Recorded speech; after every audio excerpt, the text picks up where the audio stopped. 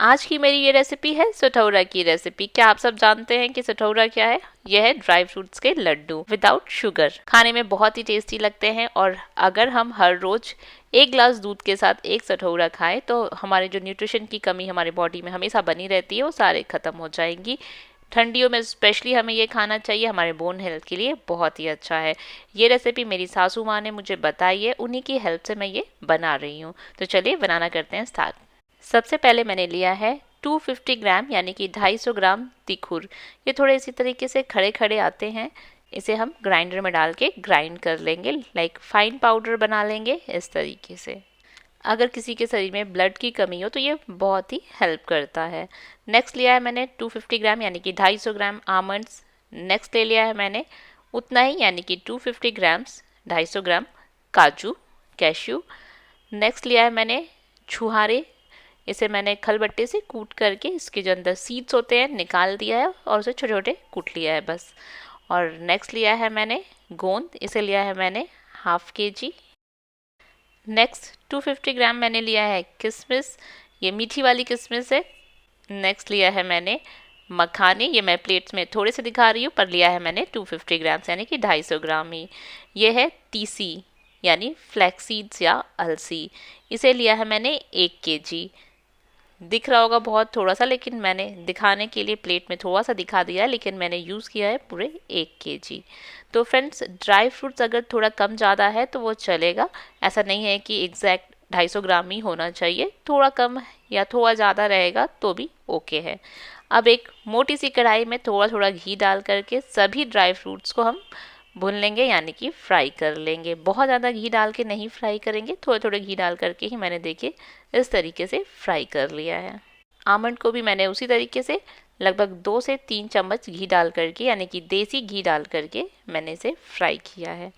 Flame हमेशा हम लो to medium ही रखेंगे, हाई फ्लेम पे ड्राई फ्रूट्स को फ्राई नहीं करेंगे वरना ये जल जाएगा। और बहुत ज़्यादा डार्क ब्राउन भी नहीं करेंगे क्योंकि ड्राई फ्रूट्स फ्राई करके निकालने के बाद भी इतना गर्म होता है कि वो थोड़ा कुक होता रहता है। अगर ज़्यादा फ्राई कर लेंगे तो वो जला जला सा स्वाद आएगा। नेक्स्ट थोड़े से घी डाल करके मैंने किशमिश डाल दिया है। अब नेक्स्ट डाल दिया है मैंने इसमें चिरौंजी। ये लगभग मैंने 2 से 3 चम्मच यानी कि टीस्पून ले लिया है। इन सबको एक साथ लगभग 30 सेकेंड तक हम इसे भुनेंगे। बहुत ज़्यादा नहीं भुनना है, इस बात का ध्यान रखिएगा।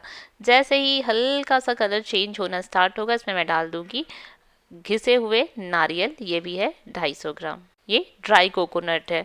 तो इसे भी डाल करके हम लगभग 1 से 2 मिनट तक भून लेंगे लो फ्लेम पे। जैसे ही हल्का सा गोल्डन कलर आए, हल्का सा गोल्डन आए, बहुत ज़्यादा डार्क वाला नहीं, सुनहरा दिखने लगेगा तो ये है डन।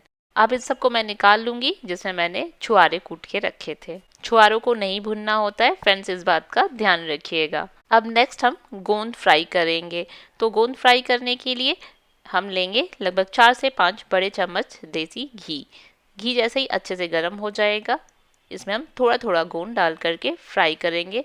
थोड़ा थोड़ा इसलिए डालेंगे क्योंकि ये पॉपकॉर्न की तरह फूलने लग जाता है, तो इस बात का ध्यान रखिएगा। हम डालेंगे थोड़ा सा, ये फूल के क्वांटिटी में थोड़ा ज़्यादा हो जाता है तो इसीलिए थोड़ा थोड़ा डाल करके इसे हम फ्राई करेंगे। ये हाफ kg है और इसे मैं 3 भाग में डिवाइड करके फ्राई करूँगी। तो आप देख रहे होंगे कैसे फूलना स्टार्ट हो चुका है। तो जब ये अच्छे से सारा फूल जाएगा तो इसे हम निकाल लेंगे। फ्रेंड्स, गोंद के 2 वैरायटी आते हैं। एक होता है गोंद कटीरा जिसका शरबत बनता है, और एक होता है गोंद जो छोटे छोटे गोल गोल से होते हैं, जिससे हम लड्डू में यूज़ करते हैं या फिर मिठाई में डालते हैं। तो इस बात का ध्यान रखिएगा। और गोंद के बेनिफिट भी बहुत सारे हैं, ये हमारी हड्डियों के लिए बहुत ही अच्छा होता है। ये है डन। अब नेक्स्ट उसी कढ़ाई में हम लगभग 3 से 4 चम्मच देसी घी डालने के बाद इसमें मैं फ्राई करूँगी यानी कि भूनूंगी फ्लैक्सीड यानी कि तीसी।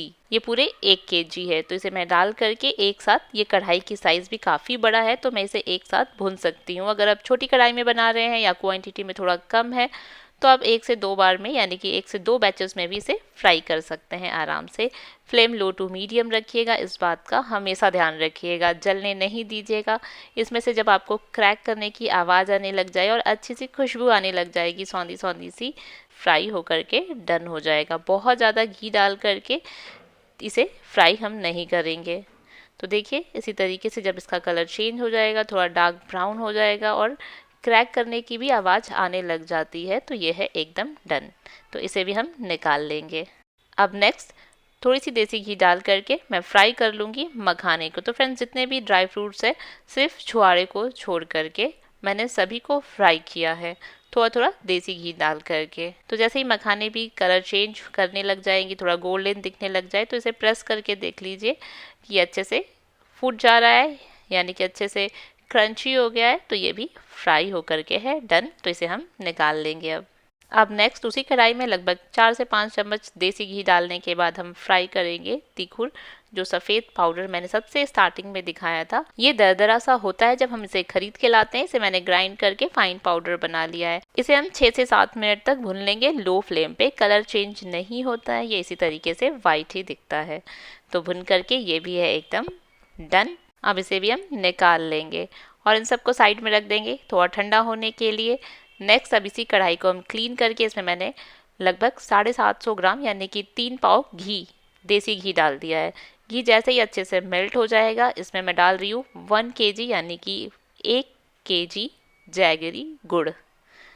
गुड़ को मैंने कूट कूट करके छोटे छोटे टुकड़े कर लिया है। ये देसी वाला गुड़ है जो हमारे बनारस में मिल जाता है, बहुत आराम से मिल जाता है। इसे डाल करके हम तब तक चलाते रहेंगे जब तक कि अच्छे से मेल्ट ना हो जाए। तो इसे पकाना नहीं है, बस अच्छे से घी और गुड़ मिक्स हो जाए, मेल्ट हो जाए, एकदम स्मूथ हो जाए, बस उतना ही हमें इसे गर्म करना है।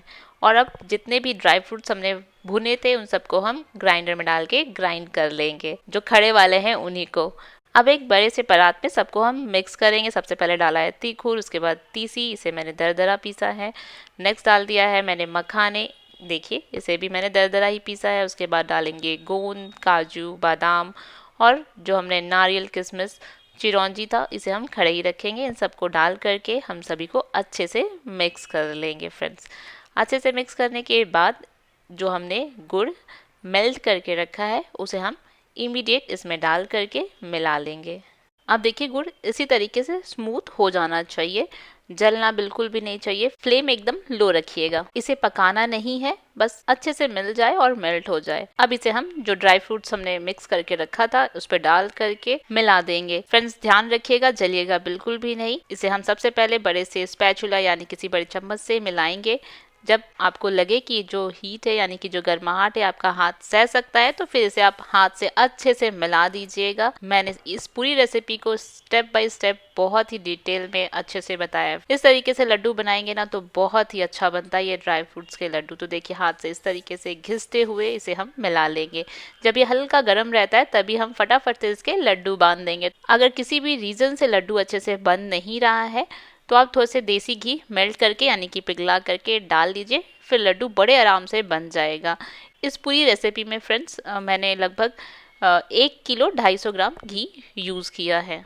तो अभी मैं अपने घर बनारस में हूँ। यहाँ पे हम लोग बहुत सारे लोग हैं, तो हम सब देवरानी, जेठानी और मेरी मदर इन लॉ, हम सब ने मिल करके झटपट से लड्डू बांध लिए। तो देखिए इसी तरीके से दबाते हुए इसके लड्डू हम बांध लेंगे। इमीडिएट ही हम लड्डू बना लेंगे। मैंने ढेर सारी क्वांटिटी में बनाई थी, इसलिए हम लोग 4-5 जन मिल करके लड्डू बांध लिए हैं।